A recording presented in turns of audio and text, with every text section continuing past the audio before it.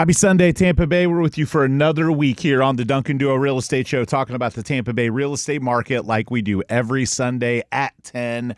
When we aren't on air, make sure to follow us on all of our socials at the Duncan Duo, Twitter, Instagram, YouTube, and TikTok. And if you're curious about your home value, thinking about selling your home, want an instant cash offer, maybe you just want to know whose house in the neighborhood is on the market or whose house is in foreclosure. Do you want the goods? Just go to duncanduo.com, type in your address. You get a report every single month letting you know what's going on in your neighborhood. And of course, you'll get the goods on the neighbors that are struggling paying their mortgage. duncanduo.com. So I want to talk about pricing your house to sell in a market like today. This is something I spoke to my agents about today, and something that a lot of home sellers haven't quite figured out with what is happening in our market. Unfortunately, we are in a market where a lot of our neighborhoods across Tampa Bay are depreciating. It's something we haven't seen in a long time, probably since the Great Recession, and I was slinging real estate back then too, so I remember it. And so the struggle when prices are dropping, and we're seeing a lot of customers make this mistake, you get used to prices going up. And when they stop going up and either they stabilize, which has kind of been the last couple of years, and then more recently we're seeing some depreciation. When that does happen, it takes a while for the consumer to figure out that it's going on, and for the home seller to kind of stop the pattern of, hey, look, my neighbor's house sold 3 months ago or 6 months ago, and now I want to sell higher than them, because the market normalized appreciation. We just assumed it, that if somebody sold 3 or 6 months ago and our house was maybe a little bit better, and the market had improved, that our house was going to sell for more. Well, now we're seeing the opposite of that happen. And when the opposite of that happens, it takes a while for consumers to figure it out. The data trails, the public data trails what we get to see as real estate agents in terms of the stats and the home sales. So we see the trend quicker than consumers. So what I'm seeing a lot right now are home sellers overpricing their homes. And here's what happens when you overprice your home in a market where we're seeing values drop. I'll use an example. Let's just say that you have a house that you think is worth $500, and in all reality is worth $450, or $475. Either way. So you overprice the house, hoping that a consumer will overpay. And I hear this a lot. We hear our clients say, "Well, can't you find some wealthy guy from another country or from up north with cash?" Well, those wealthy people that have cash aren't stupid. They're going to look at the values. They're going to do the research. And today with AI, and all the data that's available to you through all the online real estate portals, it's not hard to get a pretty good understanding of what's going on in a neighborhood and where a home is priced, whether or not it's accurate or overpriced. So because of that data and the likelihood that the buyer will have a real estate agent representing them and their best interest, trying to earn their fee and negotiate in good faith to get them a good deal, the likelihood that you're going to find that person with a lot of money that's really stupid really doesn't exist. It's like unicorn fairy tale fantasy land. You're not going to have some cash person that's dumb and going to overpay for your house. It just doesn't exist. So if you overprice your house, first off, the consumers are going to realize it. They're going to see the data and they're going to know that your home is overpriced, and they're just going to click next. This idea that consumers want to negotiate or let them make me an offer, that's just not reality. The majority of consumers are uncomfortable negotiating. They don't want to negotiate. It's why they don't go buy things at a flea market. Okay. They go to Amazon and click a button. Okay. They go to Walmart.com, they click a button. They don't want to negotiate. Okay. They don't have time for it. They don't have the patience or the skill set. So if they believe something is priced too high, no different than what they do on an online shopping app, they're just going to click next, or they're going to keep searching. So if your home is on the market and it doesn't get activity pretty quickly, it's overpriced. So what consumers do a lot of the time is they say, hey, call me then. If we haven't gotten an offer in a period of time, call me.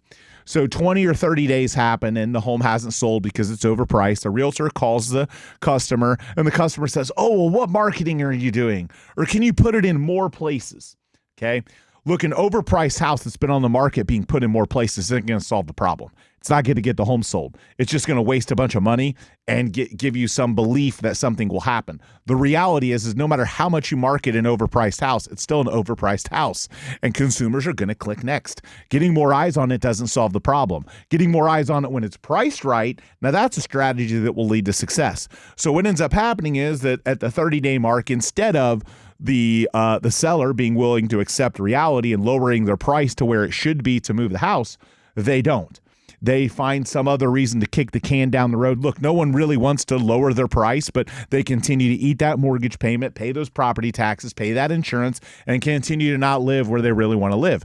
So they kick the can down the road on price. The agent tells them, hey, look, you need to lower it to here. They say no. Another month goes by, same thing. But finally, a few more weeks or maybe another month, and they say, you know what, Mr. Agent, we're going to listen to you now. We're going to lower the price to what you told us 2 months ago. The problem is that number isn't the number anymore. Now it's a lower number. So you lower it because prices are depreciating. So you lower it to that number, and then the whole cycle repeats itself. All the while, you just keep chasing the market down as prices depreciate to the point where you waste months and months of mortgage payments, and in a lot of instances, you don't sell. Look, I worked through the Great Recession in real estate. I've been in the business for 20 years. I helped countless customers who lost everything, who went to short sale, who went to foreclosure, all because they weren't willing to listen to the reality of a challenging market.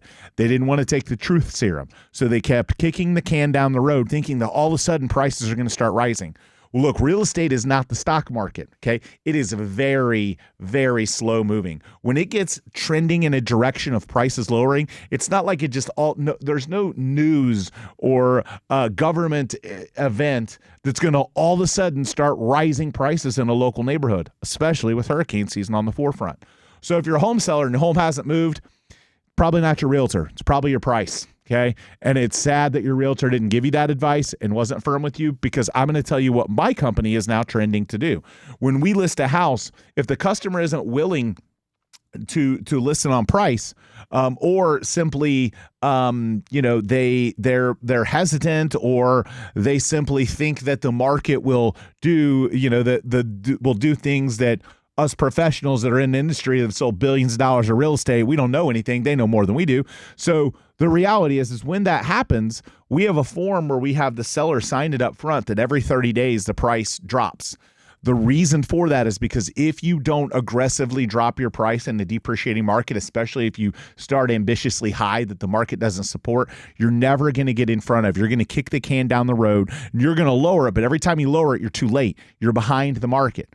Sometimes, in rare circumstances, of course, are there unicorn, fairy tale, fantasy land scenarios where homes might sell even if they're overpriced, if they're super, super unique? Possibly. But the reality is if your home hasn't sold, with all the data that's out there today, with how real estate agents market it, if your home hasn't sold, your price is probably off. And maybe your real estate agent wasn't honest with you. Maybe they signed off on your price, but we're marketing experts. Our goal in you hiring us is getting the home sold. And your goal obviously is the same, and we certainly want to get it as high as we can. But if the market doesn't support it, then you're wasting time and you're losing money. All the while, you're continuing to pay the debt service, the taxes, the insurance, and you're chasing the market. And look, I get people that say, hey, look, I don't have enough money, or I don't have enough money to come to the table. The market doesn't care about what you owe. It doesn't care about what you bought it for. The buyer that's buying your home doesn't care about why you're in the situation you're in. What they care about is what is it worth, and what is the comparable sales, what does the data point towards it being worth. And especially with high interest rates today, high taxes, high insurance, we've had a huge population growth. Buyers are just sitting on the fence. They need to be knocked off the fence with a good deal. And if you can't knock them off the fence with a good deal, they're just going to keep waiting. They know the market's soft. They know we're trending towards a buyer's market. And they know that they're going to eventually get a good deal, maybe not on your house, maybe on another house. So again, if you're a home seller and your home isn't selling and it's sitting on the market, maybe you got bad advice, maybe you had bad marketing, but you probably need to adjust your price. Pricing is so crucial. The most important part of a marketing plan for selling real estate is the price. You can spend a fortune of money advertising a home, but if it's overpriced, it doesn't matter how many eyes you get on it. The consumers are all going to do the research on their own. They're going to plug it into AI. They're going to ask Grok or ChatGPT or Claude. They're going to plug it into one of their favorite large language models, and it's going to spit out a number, and the number is going to be lower than where you're at. And here's the deal. They don't want to make you a low offer, okay? They don't want to offend you. They're not comfortable with negotiating. It's why they buy from Amazon, okay? They don't want to negotiate. They want to press a button and have magic happen. They want to simply place an order. So if your price isn't right, you're not going to get there. If your price isn't close enough to get them to negotiate, they're not comfortable with it. They simply know that your price is so far off that the number they believe it's worth isn't going to get done, and they just click next. So if you've not sold real estate in a long time, or you sold it in a different market, or you sold it before AI, it's just different now. People realistically, even if your house is dramatically overpriced and it's the perfect home for that customer, so many people are just going to click next instead of making you a low offer. Your price is your first impression. Your price gets eyes on the house, and your price needs to be the best it can, the most aggressive it can, that you can tolerate initially. And if not, then you need an aggressive plan to lower that price strategically over an agreed upon period of time. And that's what our agents are going to present to you. We're going to say, hey, look, we'll put it out there at your number for this long, but then we need to lower it to here, here, and here, because we're going to spend all this money to market this house. It's a challenging market. If you don't get the price right, it doesn't matter.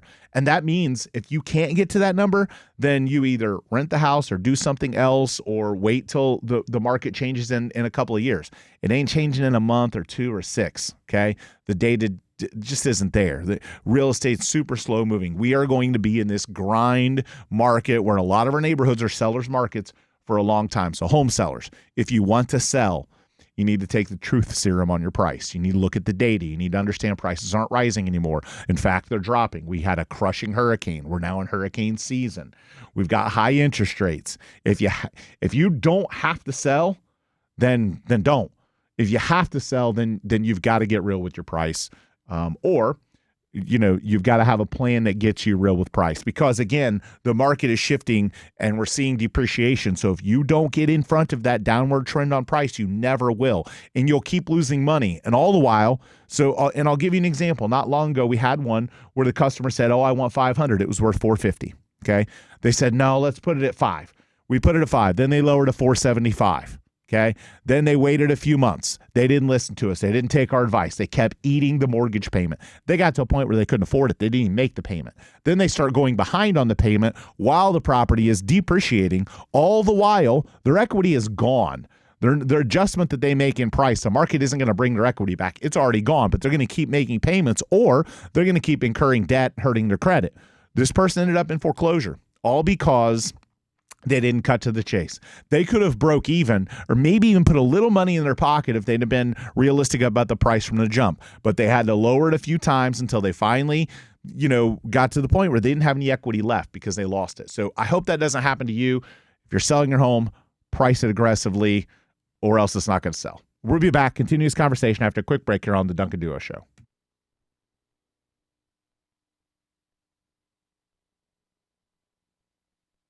So we're back here on the Duncan Duo Show, and I had a question about my last segment where I am really preaching to sellers that if you're selling today, you've got to price it aggressively and you've got to lower the price. Customer says, what if I undersell my house? Okay, this is Andrew Duncan with the Duncan Duo at LPT Realty, and I just want to tell you, in a retail setting, I don't believe that that's even possible. If you were doing an auction where it was a small window of time where, then could you undersell a house? Yeah. But in today's real estate world, with the number of eyes that are on a house, if you price it at a low number and the market realizes it, then you'll get a bidding war. And the bidding war will then drive it up to what the market is worth. Assuming even a reasonably decent marketer has your home listed on the market. In other words, like, they've taken photos, they've written a description, they've got a video, they're a licensed agent, they're even remotely decent. It's going to get enough eyes on it that if it was such a good deal, you would get more than one offer. If that doesn't happen, that's the market's way of saying it's not worth that number. So you're not really underpricing your house because you're pricing it maybe lower than what you want, but that's what the market will bear because it's not your opinion or my opinion or how much you owe. It's worth what someone will pay. So what we do and what we recommend to a lot of our clients is if they really do want to be ambitious about the price, then they can put it out there to number for a few weeks. And after a few weeks, we cut to the chase and we get real. And then every month from there, if it hasn't sold, we pre-discuss the idea of lowering the price because we know the market is depreciating. So at each point, as you lower the price, if it doesn't move over that 20 or 30-day period, the market is rejecting the price. The market is saying it's not worth this number because it's got tens of thousands of millions of eyes on all these listings that if a buyer thought it was worth that number, it would move. So at some point, you hit the point in which the buyers step up and raise their hand. So if you sold the house in, 3 days, 7 days, maybe there's a chance that you could have left a little money on the table, but you also have to factor in the convenience of a quick sale. But if you're someone who a month in or 2 months in and we're dropping the price and you're afraid you're going to undersell it, just not realistic. All the buyers have seen it. It's had millions of eyes on it. When it gets dropped, if there was enough interest, then you get a bidding war. So the idea that you can undersell real estate in today's market that gets put on the retail market. Now, I'm not talking about wholesaling your house or selling to a cash buyer. We do that as well. In those scenarios, of course, you may give away some of your equity for convenience to somebody cash. But if you put your house on the retail market with a reasonably competent real estate agent who takes reasonably decent photos and video, puts a nice description out there, and has all the data correct, there are so many funds and companies out there buying real estate, so many investors, so many eyes on the listings that the idea that you can undersell your house is just not realistic. It just doesn't happen that way. Again, as long as you're patient, and that's something that we do. If we do get an offer, our goal is to try and get another one. We know the seller's best chance to get a higher number is by having more than one offer. So we play the game a little bit. We're going to counter. We're going to go back and forth. We're going to keep showing it. We're going to let those people know that are looking at the house, hey, look, we have another offer. The seller's best chance to maximize the most amount of money is by getting more than one person competing for the home. So the best chance for that is early. If that doesn't happen, then maybe at one of the reductions it does. And your goal would then be to try and play the game to determine who wants the house the most. Who can pay the most, who can give the best financing, the best escrow, the best contingencies.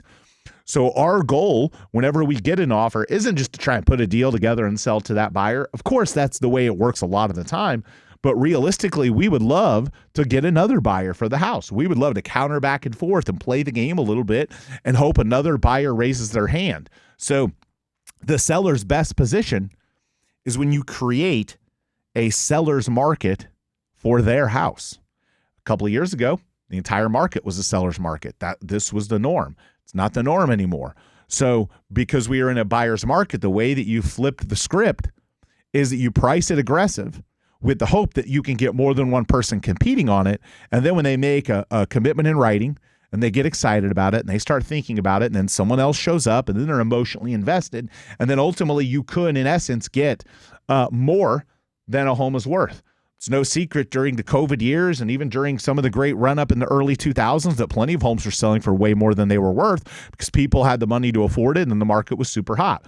The goal is to try and do that same thing with your house. And if it doesn't happen early, it still can happen on one of those first couple reductions as long as they're aggressive enough. But once you get to the point where you're on the market a few months, it's a challenging obstacle to get your home sold. And that's what I want to avoid customers doing today. I coached my agents today, being brutally honest about how aggressive people need to price their home today to get it moved. And if that is you, that's what we are. We are aggressive. We want to aggressively move your house. We want to help you accomplish your goal. We don't want to blow smoke. We don't want to tell you, Fantasyland, unicorn, fairy tale ideas that, a lot of agents that sell 2 homes a year will tell you. We're going to tell you the truth. We want to move the house. We're going to be honest with you. And if the market will bear more than that, then great. Then we'll put it on the market and get a bidding war. But the likelihood is you're going to have to be aggressive with your price if you're going to move your home today. We'll be back. Continue this conversation after a quick break here on the Duncan Duo Show.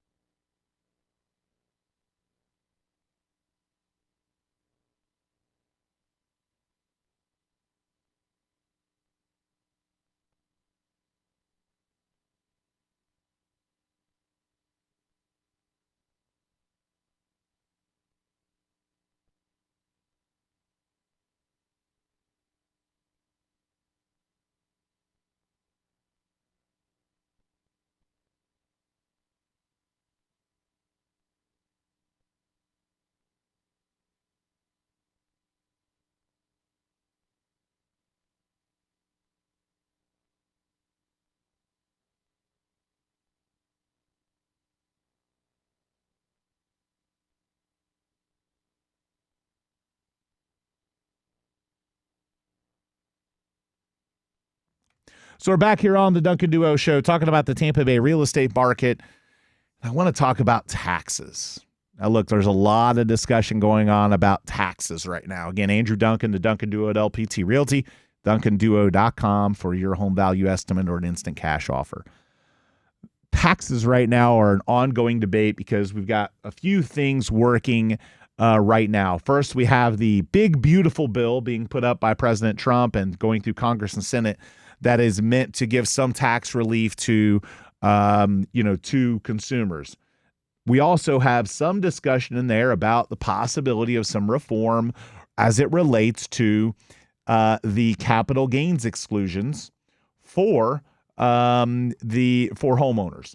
So, and in addition, we have property tax discussions and property tax relief coming in Florida. So first, I want to talk about something that still today gets missed by customers, but there's a big push to change this and improve it. But as it sits right now, the tax code says that if you are an individual homeowner, you can exclude up to $250,000 in capital gains from the sale of a primary residence as a single person, and up to $500,000 for married couples filing jointly. So those gains, you don't pay capital gains taxes. You don't pay taxes on those gains. Now, these caps have remained unchanged since 1997, okay? Even though home values have steadily climbed during the nearly 30-year period. A capital gains cliff is coming for the middle class. By 2030, more than 56% of homeowners could have equity exceeding the 250, and that could rise to nearly 70%, with over 38% surpassing the 500,000 mark. So a lot of people are calling this the stay put penalty. The effect is a disincentive that housing economists are calling a stay put penalty. Seniors in appreciating markets, they don't want to sell because they don't want to pay the gain taxes. They don't want to pay the taxes on their gain because maybe that's where most of their net worth is in their real estate. So again, right now, if you sell your home as an individual and you have up to $250,000, you don't pay a cap gain. And if you're a married couple, up to $500,000. This also requires you to live in it 2 out of the last 5 years as your primary residence. Okay, this doesn't apply to homes that have always been investments or homes that you're flipping. You had to file it as your primary residence. It had to be your primary home for 2 out of the last 5 years. There's a lot of consumers that miss this too. They'll live in it for 2 or 3 years and then rent it, and then they lose track of time. So it's 2 out of the last 5. There is legislation right now that the National Association of Realtors is pushing called the More Homes on the Market Act that is doubles the exclusion to $500,000 for individuals and $1 million for married couples, and it adjusts the caps to reflect future inflation. It frees up millions of homes by reducing the tax disincentive to sell. We know that real estate has had issues with consumers not wanting to sell because of interest rates, but there's certainly no doubt that a lot of customers are not selling their home because they don't want to pay a big capital gain tax. So if you're one of those consumers, get behind this. It is something that is being pushed. Congress created this exemption for a reason. Home ownership is a primary way middle-class America builds wealth. So there is discussion that it could be improved. Prior to the current administration, there was discussion of it going away because that administration was all about taxing people more. But there is now some runway that we could see this improve. And I'm a proponent of it because I think the 250 and 500,000 exclusion is realistically kind of laughable, considering that it hasn't been adjusted in almost 30 years and how much home prices have risen during that time. So I think that it is due to be adjusted. I'm hopeful that this passes. Maybe it becomes part of the big, beautiful bill. Maybe it's something that gets passed later. But in states with exceptionally high-priced markets, such as like California, Massachusetts, or Colorado, the trend is even more pronounced. By 2035, 20 states are projected to have over 40% of homeowners facing these tax penalties simply for having built equity in their homes over time. So that is something that could affect some home sellers and their decision to sell. Another thing that is impacting home ownership in our state is the dramatic rise in properties has caused a dramatic rise in property taxes. Governor DeSantis, back probably a few months ago, put out a post on X. I used to call it a tweet, but I can't call it a tweet because it's not Twitter anymore. So he put out a post on X or a tweet on X, however you want to call it. that he supported abolishing property taxes in Florida, because otherwise you don't really own the home. You're just paying rent still. You're paying for the home that you already bought, and you're continuing to pay for the home that you already bought. For what reason? So whether or not that passes, or whether or not there's I think there will be some reform. The premise that that is going to be applied to all properties owned in Florida, I think misses the mark. I think that's unrealistic. I don't see that happening. I talked to Florida State representatives, and my belief is that something along the lines of, and again, this is not up to any politicians. They'll write the amendment, but this requires a supermajority passage voting amendment in the state of Florida, which wouldn't get on the ballot until next year. So this is not something coming next week, but it is something that could come by next year. And if it passes, it needs to pass. 60% of the public need to vote and pass this amendment. The amendment would, in essence, as a lot of people are saying, abolish property taxes. I don't think that's realistically enough to support financially the local municipalities. I don't believe that will pass. I believe some version of dramatically raising an exemption for homestead, maybe everyone. But, and again, I'm spitballing because this is not something that's being announced. This is just me talking to influential people and representatives and me doing the math on my own. I could see something passing for an exemption up to $1 million for owner occupants, aka all the hedge funds and investors don't really get as much relief as an owner occupant, and I certainly don't think it'll touch commercial property taxes much. But I believe there is going to be some massive property tax relief coming. So if we do see this adjustment towards the capital gains, we get some property tax relief, and within a year or so we see interest rates come down some, while we're in a challenging real estate market now that is seeing depreciation in most neighborhoods, not all, but most.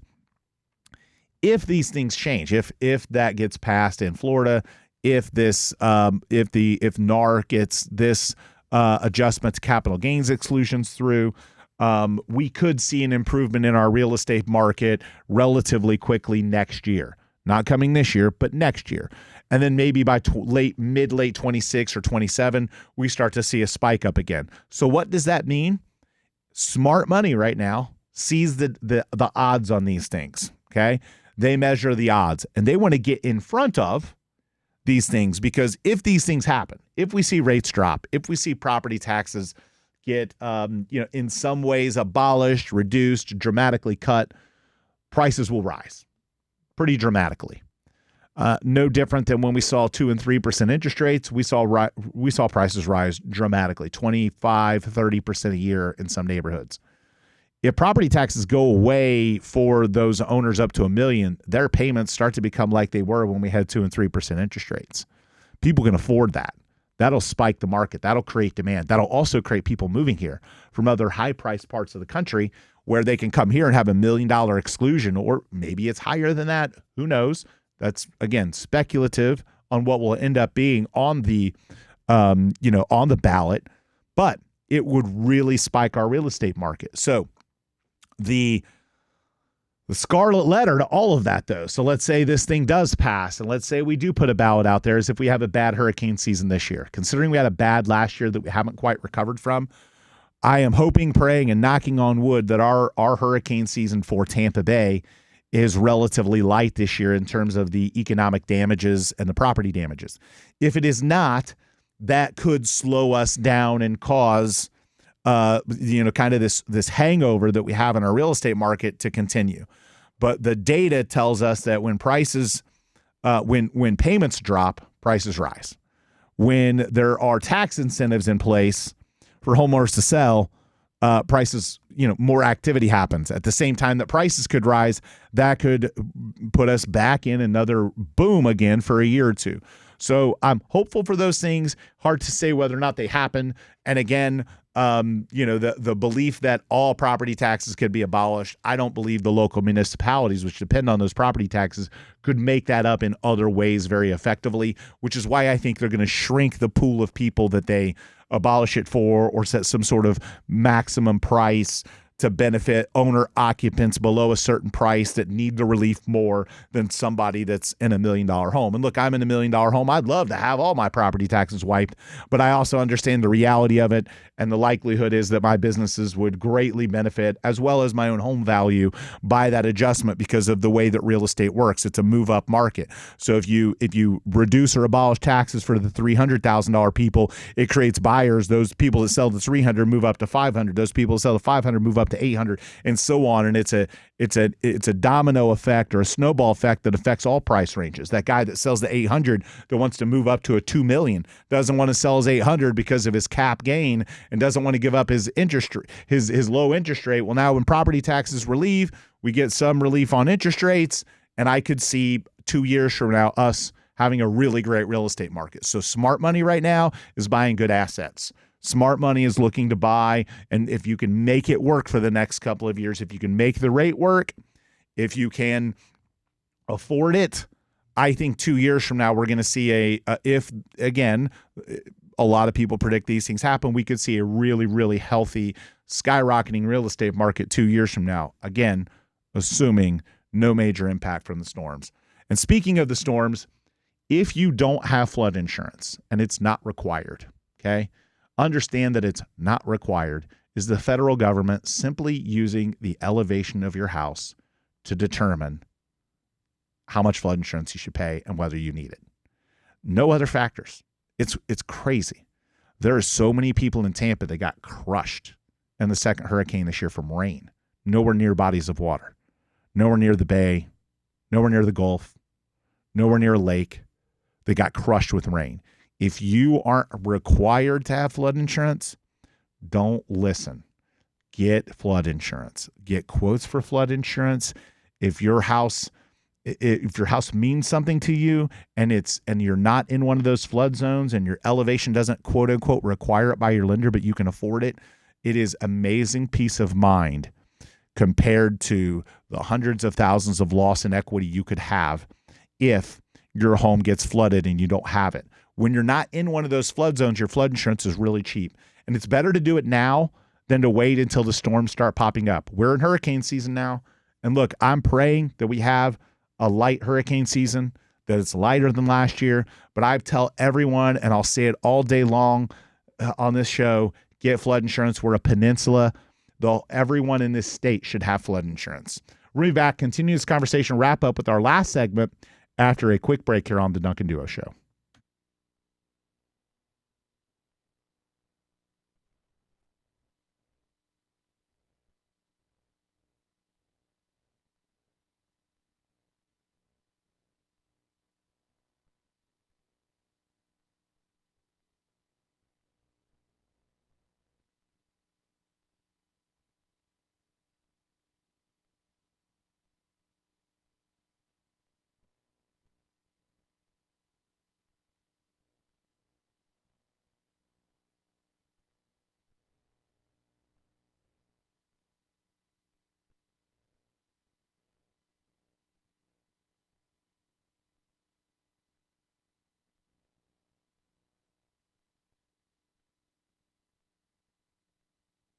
So we're back here on the Duncan Duo Show talking about the Tampa Bay real estate market when we aren't on air at the Duncan Duo. DuncanDuo.com for your home value estimate and instant cash offer, or just to snoop on what your neighbors have going on. Is any of your neighbors in foreclosure?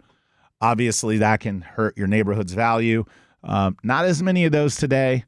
Despite what's happening in the market, the federal government figured out foreclosures with forbearance, and we're just not ever going to see a lot of them again.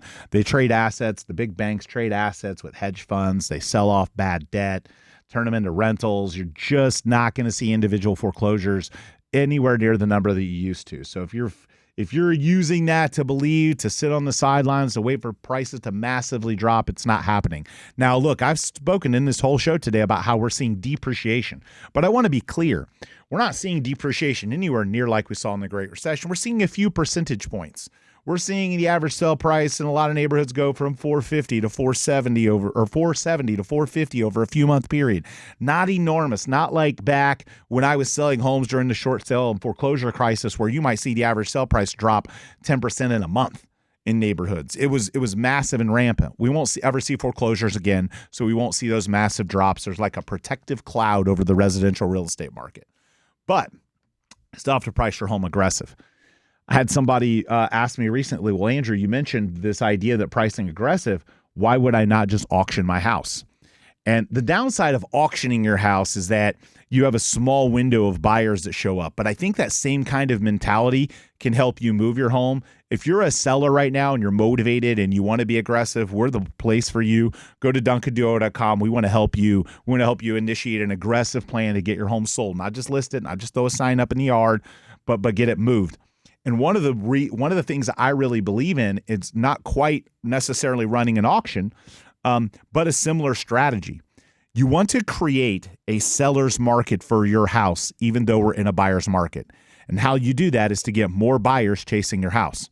And the number one way that you do that is in your price. So I'll give you an example. We recently had somebody say, hey, I want to list my house for $550, but I'd be willing to take $500. Okay. Well, first off, no one's going to make you an offer when you're listed at $550 to get you to $500. No one wants to negotiate. Consumers want to click a button on Amazon and have stuff like magic show up at their house. They don't want the resistance. They don't want the conflict. Most of them are, mostly everyone wants to do things via text and social media. They don't want to have conversations. They don't want to go through complicated stuff. They want to be able to push a button and make magic happen. So the idea that you can overprice your house and get an offer and still sell it at $500 isn't as likely as what's more likely for you to get $500 would be to take your house that's worth $500 and price it at $400 or $450 and then create a frenzy and then have all the people compete for it. Then they get emotionally invested. They get excited. They put pen to paper. They're chasing the house because other people want the house. Okay. You're more likely to upsell somebody and sell for a higher price by pricing it low than you are by pricing it high and negotiating down. The market has shifted. The economy has shifted. How people get information has shifted. How consumers want their products has shifted. The idea that you're going to price your house high and negotiate down just isn't as effective anymore. You're way more effective pricing it low and negotiating up and creating a frenzy. So not quite an auction, because an auction usually has like a small window, but create that frenzy where you're now getting all these people to compete with each other over a few day period. You pile up these offers and then you say, hey, look, it's Thursday. We're going to give everyone the weekend. We're going to request highest and best. And by Monday, we'll pick our offer. Then you're in the driver's seat. That's what works in today's market. That's what will get you the most money. That's what will get people to compete for your home. When the market was a seller's market naturally, that automatically kind of happened. But what you have to do today is kind of force that same activity. Everyone knows that they made the most amount of money when the bidding wars were happening. Okay. Sellers profited the most. Well, you just have to do this. You have to change your mentality and you have to do the same thing for your individual house. Not long ago, I had a personal client I've known a long time. They said, hey, I really want to get $400 for my house. I think I should price it like $450 or $475. And I said, price it at $350. Listen to the expert. Done this for 20 years. My team has done thousands of transactions. They're all very well trained on these strategies. Priced it at $350. We sold it for $425. We sold it $25,000 above asking in a horrific market, neighborhood with flooded homes, because the strategy was different. Because we were different than everyone else. We weren't chasing the market. We were getting the market to chase us. Everybody saw that house at $350 and thought, man, that's a steal. And then they bid it up, $375, $385, $400, $420. And then you get somebody that really, really, really wants it. And guess what? Go on to anyone's social media. Okay. They want likes and comments. There are people in this world today that if they make a post on social media and they don't get enough likes on it, they don't get enough comments, they're depressed. We've become obsessed with social gratification. The same thing applies to real estate.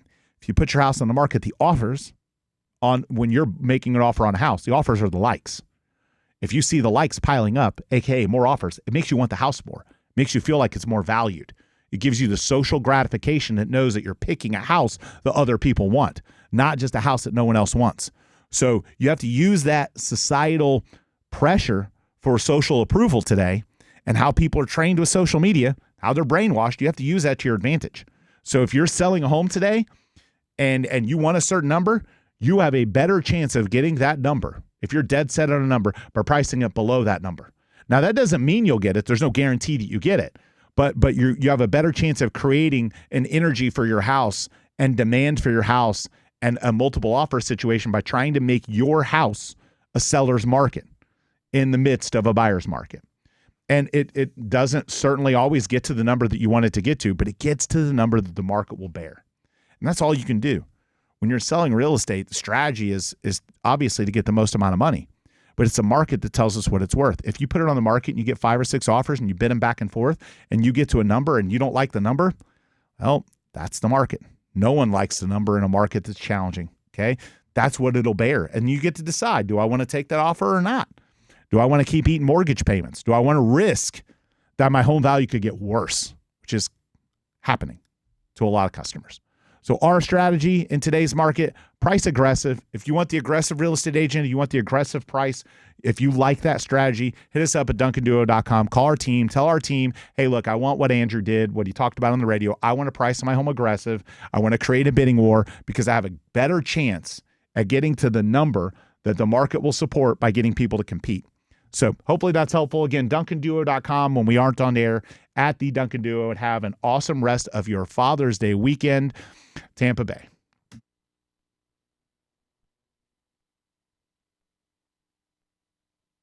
Was that good? I think I did like 13 and 7, which kept it right around 20.